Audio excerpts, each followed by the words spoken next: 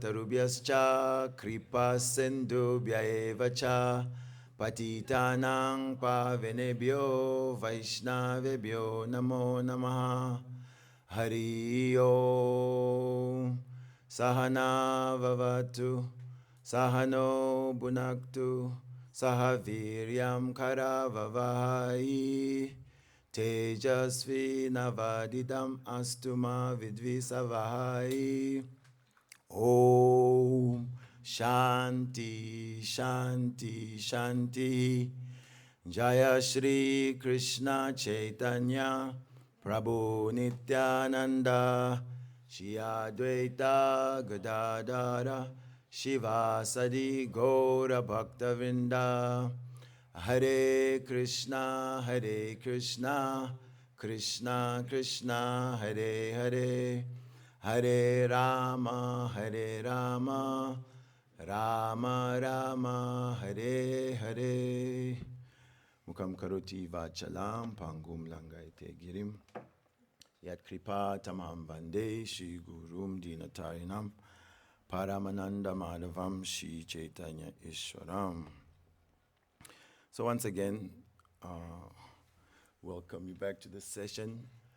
We've queued up a little clip of Srila Prabhupada just to hear his voice, hear his tone, and begin from there. Any of you have heard this statement? This world is simply cheaters and the cheated. Show of hands. Yes. Srila Prabhupada would substantiate this by quoting Prahlad Maharaj in the Bhagavatam. Nate vidu swatagatim hi Vishnu durashaya ye by atamanina andaya tandai upapniyamanas tepisya tantram urudham nipada. Which says that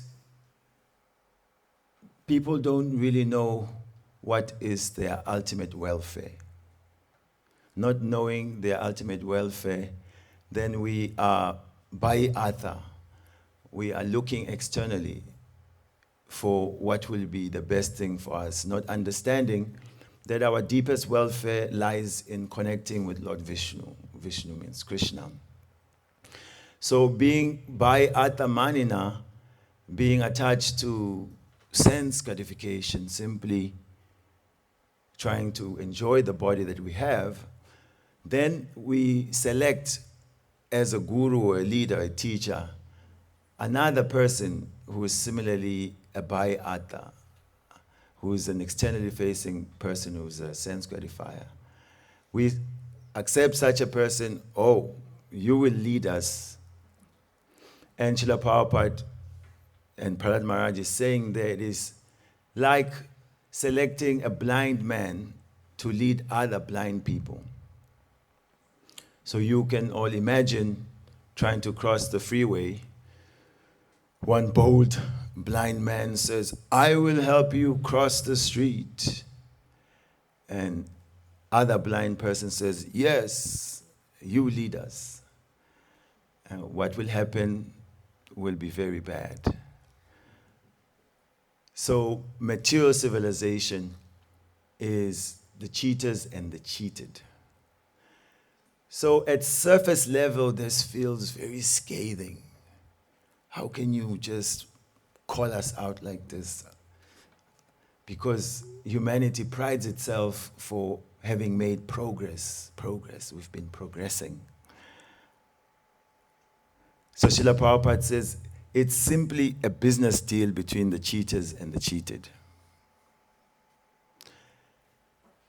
Why?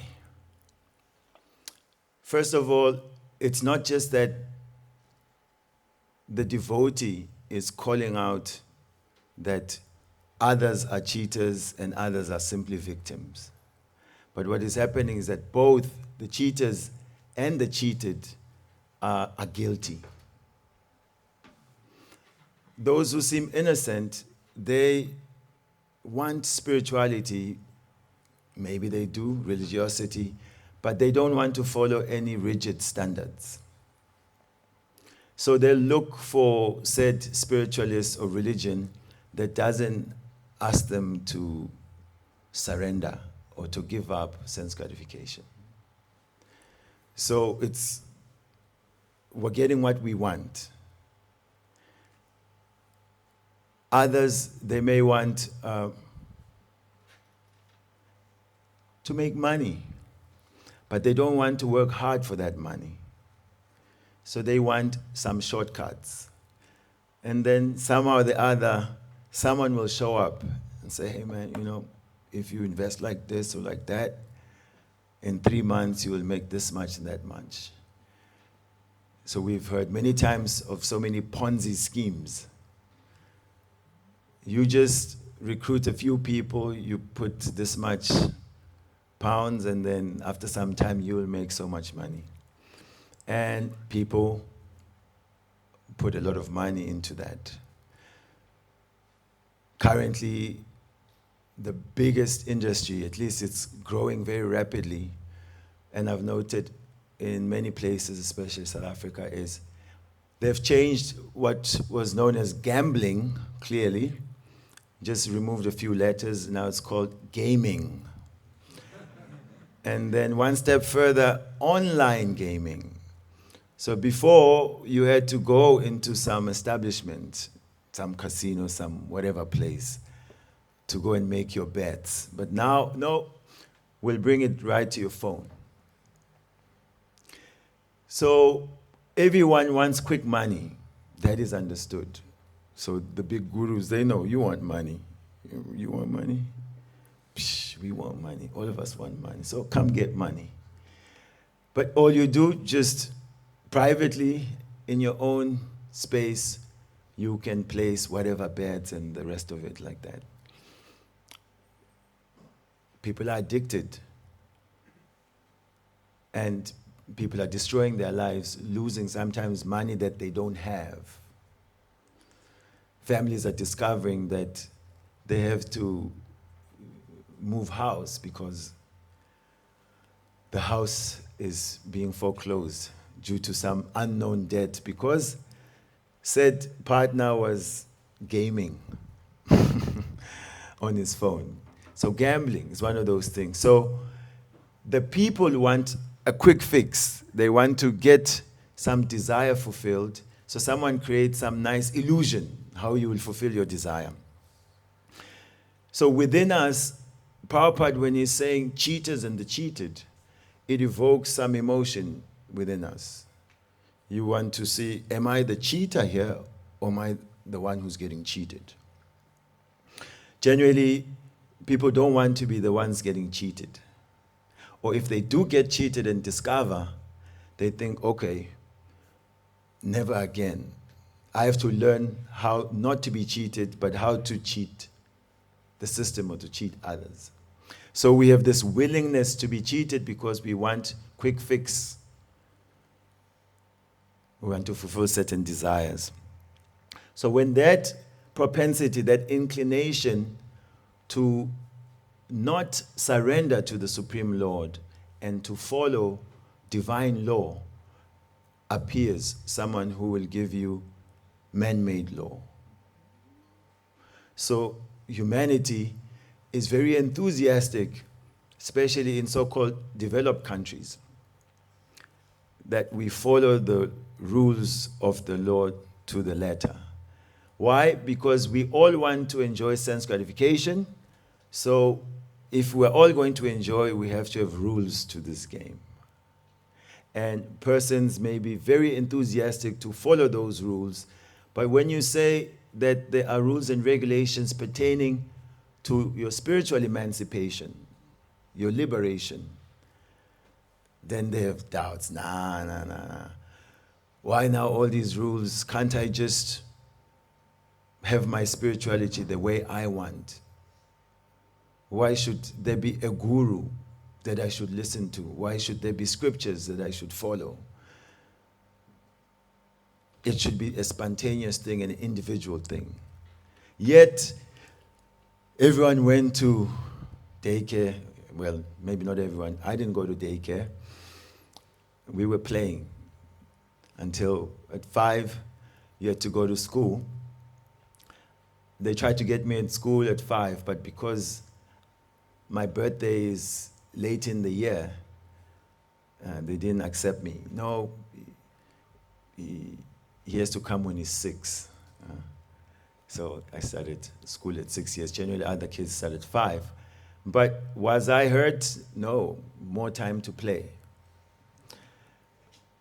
I wasn't eager to get into the system of teachers with their sticks, and the bell was always nice when it was time for recess or for going for break, but when you hear it to come back into the class, no good. So even as a child, sort of suspecting that somehow the rules and regs of this material world are not perfect, because within me I want freedom to play and enjoy, but no. So not to decry system of education, but to point out that the enthusiasm is generally there for the rules and regulations of this world, because they're supposed to lead to sense gratification, money, prosperity, prestige. So when Srila Prabhupada is saying that this world is simply cheaters and the cheated, he wants to warn us to not become cheated and also not to become cheaters ourselves. First of all, the greatest scandal is to lose the opportunity of the human form of life. We're human beings now, and we can ask the questions. Who created us? Where are we? How do we solve the problem of repeated birth and death? But if a human being doesn't ask these types of questions, then time will just eat away your lifespan, and Prabhupada would say, dying like cats and dogs. He would say, don't waste your life living like cats and dogs. Chant Hare Krishna and go back home, back to Godhead. So these words don't come and don't sound like they should be coming from a spiritualist, a lover of God. We heard from His Grace Bhakti Hari Prabhu about his first guru, who somehow or the other he had perfected the art of showing love or contentment, that he would just come and give a big smile, and people felt, wow, he's really so wonderful. But his discovery later on also was that it goes beyond just saying it's all about love, but it's all about love of Krishna. Because when you say it's all about love, or make love and not war, people have their own ideas of what love is. I love you, man, so, you can take a shot after me.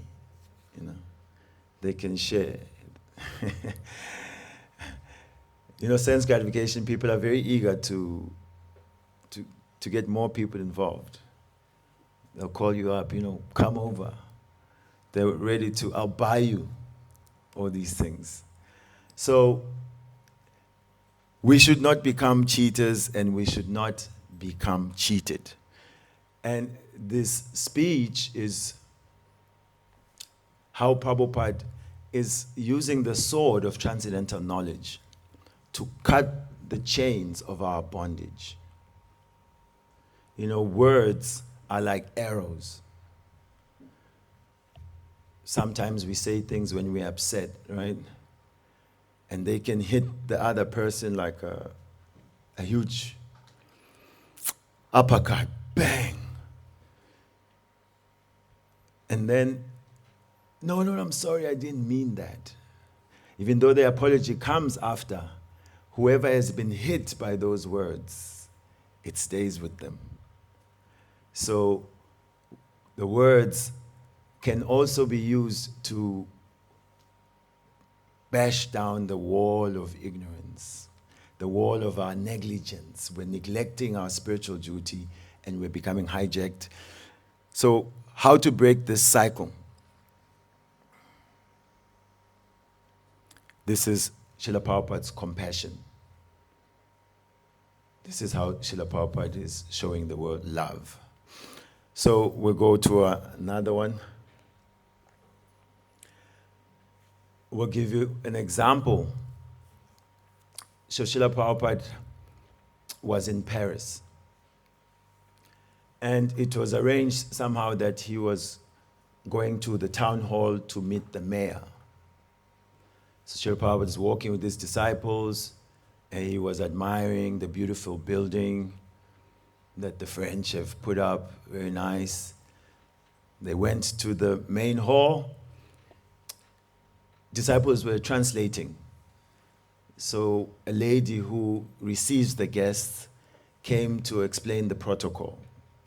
He told Prabhupada's disciple that the mayor will come, and when the mayor comes in, your spiritual master will stand, and then the mayor will address everybody, then your spiritual master will speak. So when the disciple was translating, that she says that the mayor will come, and when he comes in, we should stand and he will address us. And Prabhupada looked at him and said, "Stand for who?" The disciple was, oh no. Prabhupada was not buying this idea of standing. And so he was thinking, oh no, there goes like 1,000-year tradition of receiving guests at the mayor's office. Anyway, the mayor came in, the whole parade was there. When the mayor came, everybody stood up, and Prabhupada did not stand. So the mayor is kind of looking at Prabhupada, expecting that you should follow the protocol, and Prabhupada was just checking him out, staring at him directly. So he stared him down, and the mayor, he gave up. And he started to make his address. So after he finished his address, then Prabhupada stood up. And he thanked the mayor that you have spoken very nicely, that the French are also a spiritual nation, and what you are doing in town hall, this is good work.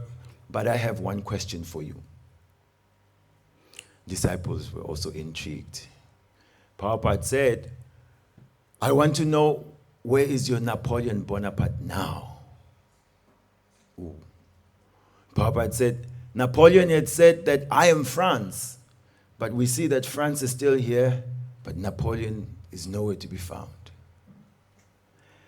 And then Srila Prabhupada began to explain that government should be a representative of God.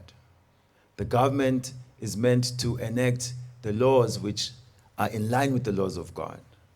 If the government doesn't represent God on earth, that is a demon government. The mayor was sweating, just hearing this. Prabhupada just laying it on him straight. And later on, the disciples were thinking, wow, Prabhupada, what he did there is, they've never seen that. First, he didn't want to follow the protocol. Then he spoke so strongly and told the mayor directly that basically France is demon government. And I could extend this. I met two girls from France, same festival in Swaziland called Bushfire. And I was telling them that socially, I found that you French people are very nice. You like to mingle, you're really fluid socially, but you're all frustrated. So they were shocked. Frustrated? What do you mean? I said, yeah, you're frustrated, you're stuck because you've taken this liberté, fraternité, and égalité as the prime philosophy of life. You know, that egalitarianism and égalité, fraternité, friendship, and liberty, freedom. That life means there's no God really, but we are all sort of equal and free to do what we want to enjoy. And I said, because you're basically atheistic, you have removed the one item which is the shelter of all. And so there's this gap in the hearts. Although there's all the sense gratification, although you're doing whatever you want, still there's something missing. And, they were quite honest. Okay, yeah, actually you may be right. So I said, take these books and learn something. So the disciple was saying that although Srila Prabhupada seemed to exhibit some pride or something, he's not standing up when he's supposed to receive the mayor, but Prabhupada was teaching that the one who's representing God, he should not be standing to honor a politician. It should be the other way around. And basically establishing that the laws of God, the representative of God, comes first before the government and its representatives. There it was all sort of skewed. So not on his own behalf, because he's vain or he just wants to be rude, but his life was also his message.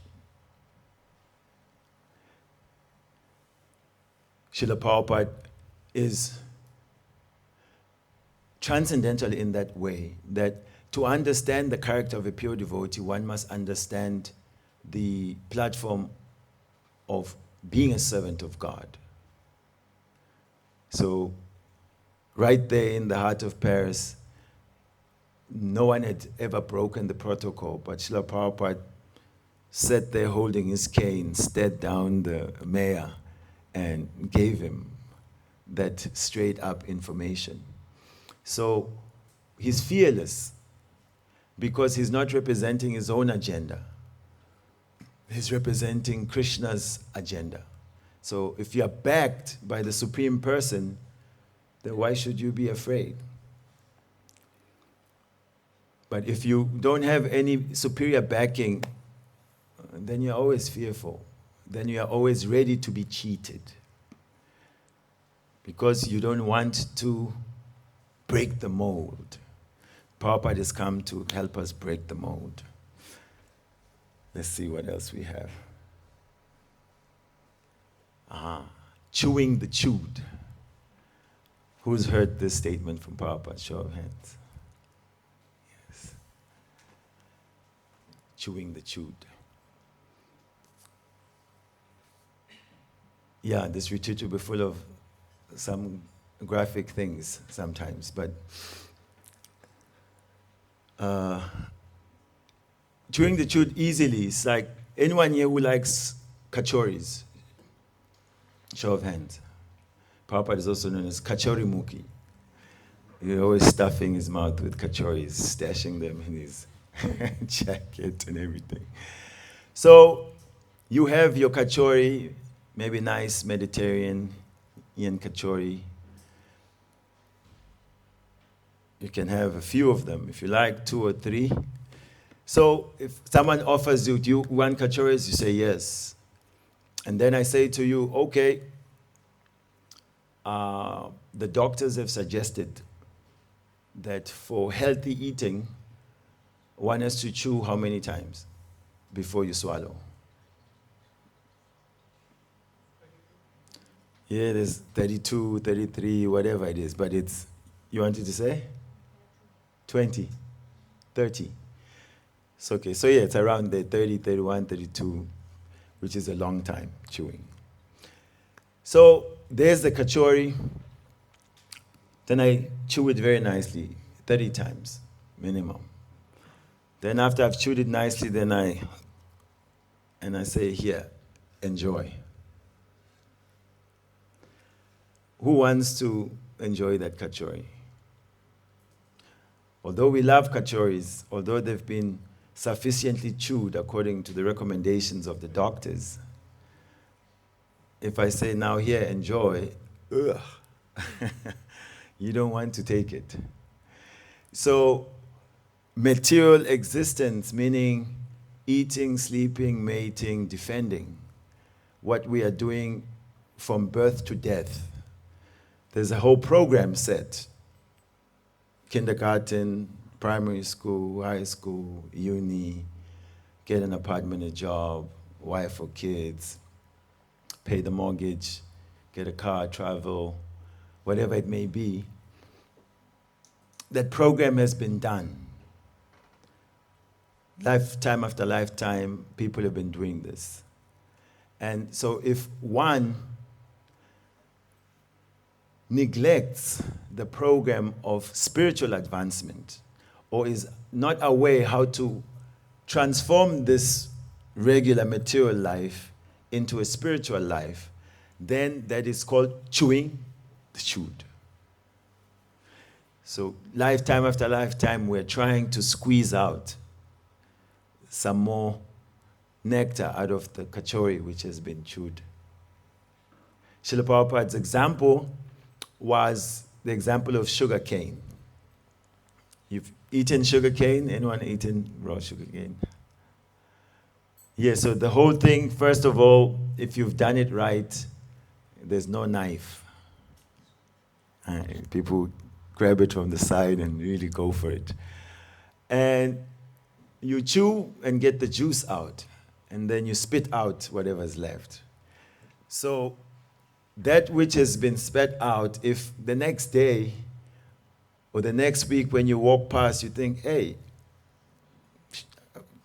I want to enjoy sugar cane. Then you remember, oh yeah, that's where I spat out that thing.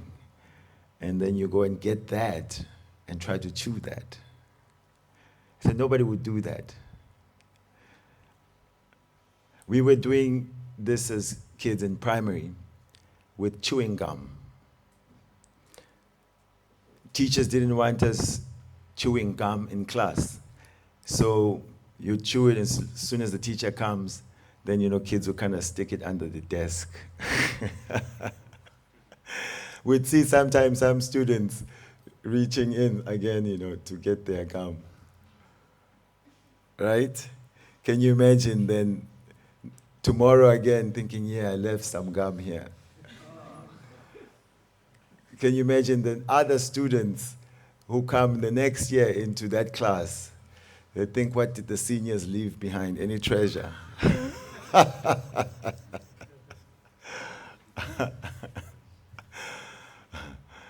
So it's just ridiculous. It's disgusting. It's low class. Nobody thinks this should be done. But this is analogous to material existence.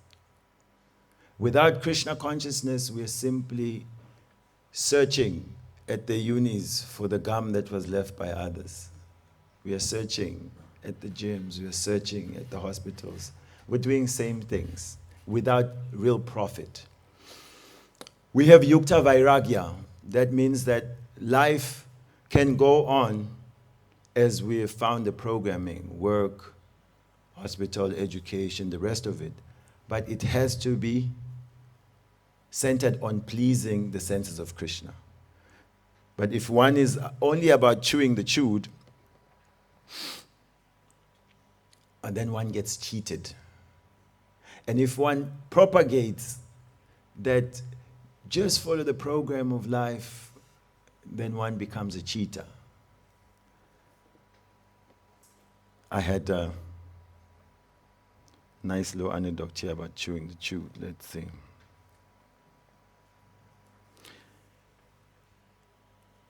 That material progress basically means finding new ways to repeat old desires.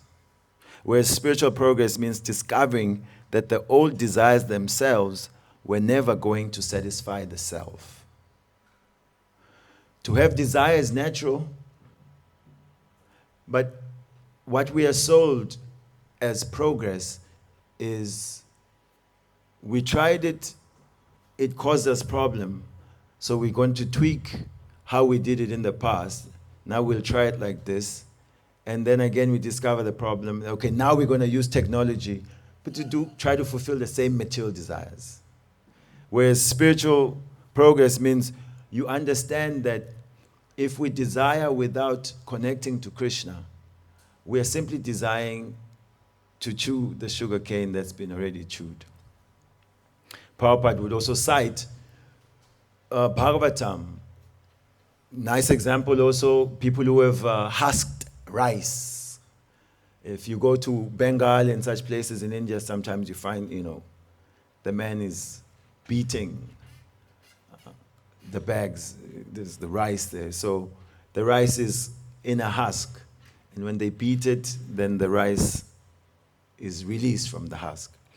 But if you are trying to husk rice that's already been husked, no matter how much you beat it, there will be no rice that will come out. So such like heavy ways of demonstrating that what Prabhupada called material existence is a colossal hoax. You can note that one down also. It's a colossal hoax. So when people who are invested in the material project hear this, they don't like that.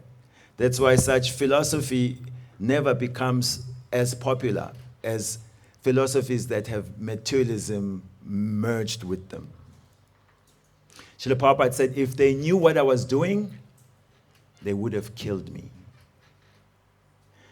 In fact, it said that this testimony of a devotee, that he was working for the CIA, and part of his task was to join the ashram, to figure out what are these Hare Krishnas trying to do.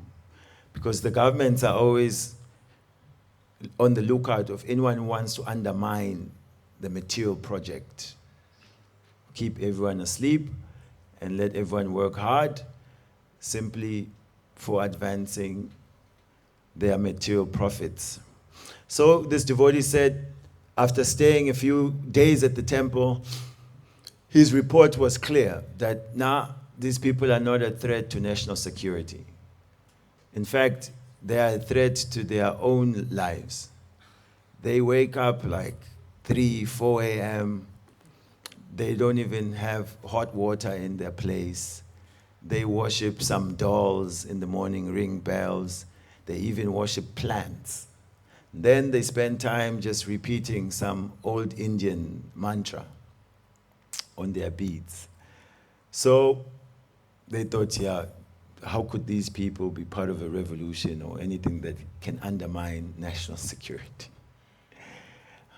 So Prabhupada is representing Krishna's mission to rescue us.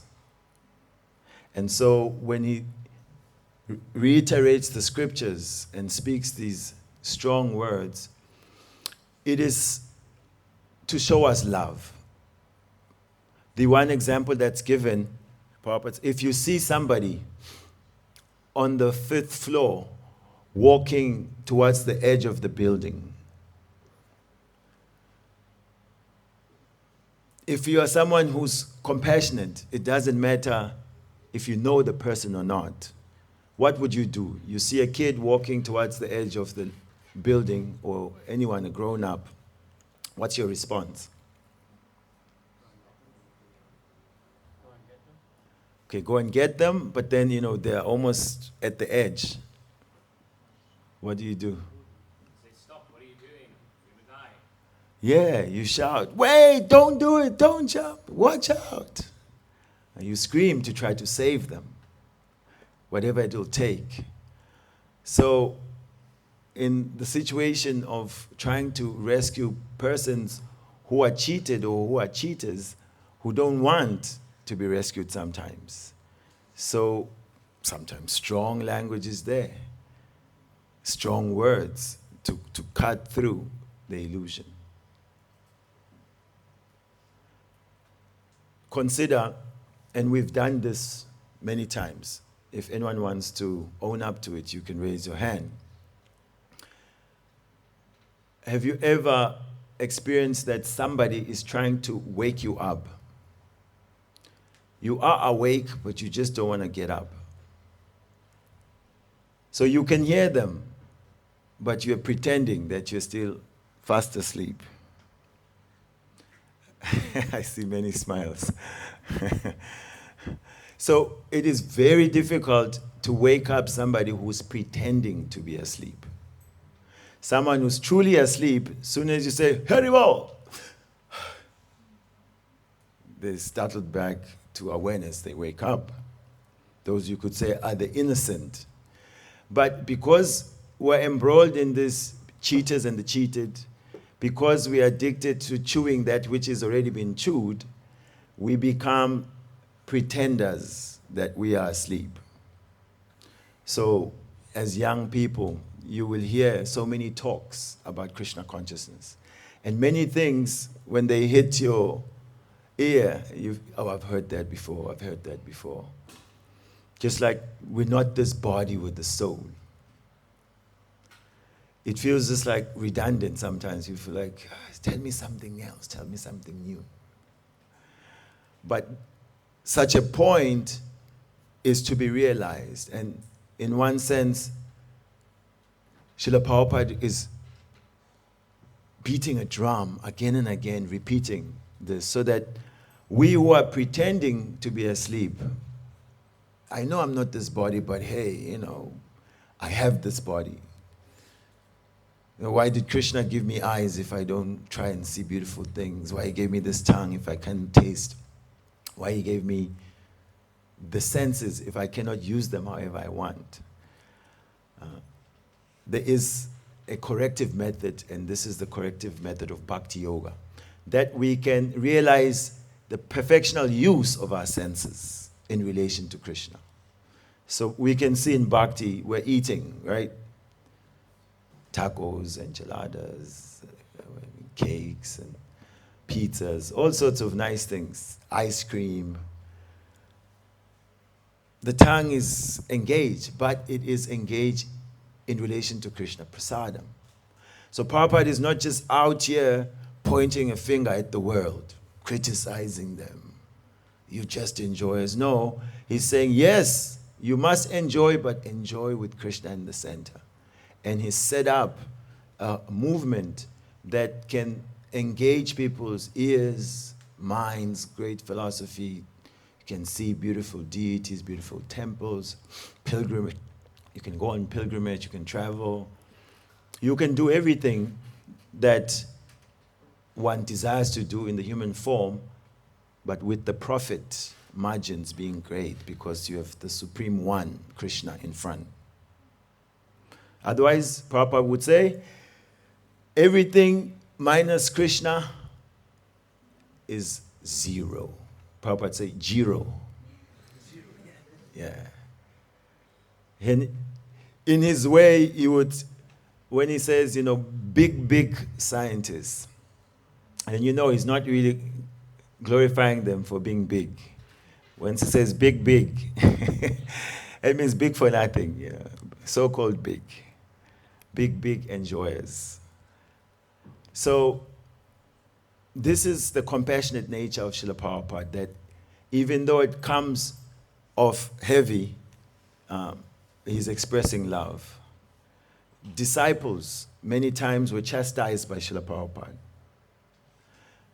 But most of them would testify that they experienced his love. Like Dayananda Prabhu, one time Srila Prabhupada said to him that today I want to hear you give the class. So, who would want to give a class in front of Srila Prabhupada? His heart was beating fast. He said, Prabhupada, no, you speak. You are the Jagat Guru, you want to hear from you. Prabhupada said, no, I want to hear from you.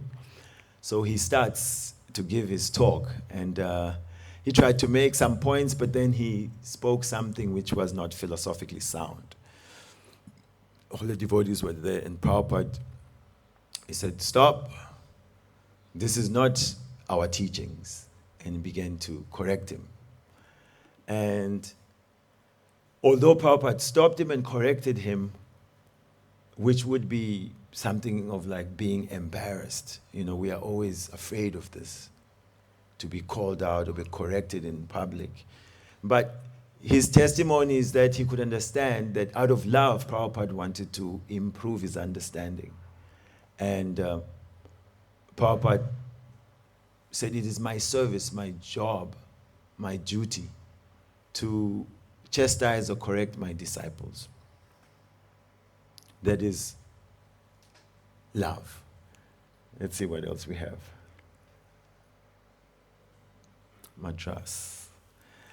In 72, Srila Prabhupada went to preach in Madras. He was met very warmly. The media was there. He was hosted by one Madrasi businessman, Mr. Balu. Mr. Balu was also famous as a religious businessman. He was charitable and so Prabhupada stayed at their house. After a day or two, Mr. Balu came to Srila Prabhupada and he was asking Prabhupada, can you please recite Rasa Leela? Me and my wife are eager to hear from you. So Srila Prabhupada said, Rasa Leela is very exalted pastime of Krishna. It is not to be recited to people who are not pure, who have not sense controlled. So Mr. Balu said, Prabhupada, please, we would like to hear from you. Will you please tell us? So Srila Prabhupada again said, if you're not purified, you cannot understand these pastimes of the Lord. And Mr. Balu folded hands, very nice voice. No, please, no, we are ready to hear from you. Srila Prabhupada said to him, you may be eager to hear about Rasa Leela, but I am not qualified to speak about it. Better you hear about it from someone else. So this is his host. He's trying to hear Krishna conscious subject matter, but Srila Prabhupada still true to form as a guru because he was a Mayavadi. Mr. Balu, he had deities in his home. He had Tulsi Maharani.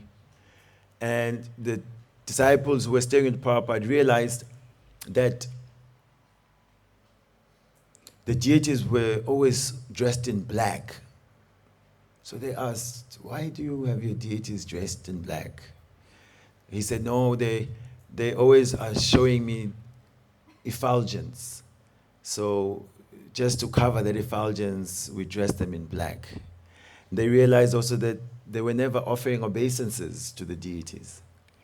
And Mr. Balu said, yes, we are like the mother and father of Radha and Krishna. And so the etiquette is that the parents do not offer obeisances to their children. So when he wanted to know about Rasa Leela, Srila Prabhupada, understanding that he was influenced by all these deviant philosophies or understanding, he didn't speak anything to him. In that same Madras, there was a Mr. Veera. Anyway, he was a chief magistrate. And he had made friends with Srila Prabhupada, and he invited Srila Prabhupada to his home also. He liked the devotees very much. He was particularly impressed by Saraswati, the 3-year-old daughter of Mother Malati. So he gifted Saraswati a 6-inch deity of Krishna, like a silver murti. So one evening when he had come, Srila Prabhupada told him that Saraswati is a little too young to have such an expensive, valuable deity, silver. So I've taken that deity from her and I will give her another one. So they were sitting, discussing, and later on Saraswati burst into the room, ran to her mother and said, Krishna is gone, Krishna is gone. So Mataji was, what, Krishna is gone? Did you check where he was? Yes, I went. He's not there. Somebody took him. So Srila Prabhupada was saying, what? Saraswati, where is Krishna? And Saraswati, Krishna is gone. really, where is Krishna? She's gone. He's gone. And he was really freaking out. The child was beginning to cry. Somebody took Krishna, and he said, you go check under your pillow, you go check under your bed if Krishna is there. So Sarasvati is running there. And Srila Prabhupada, to the disciples and Mr.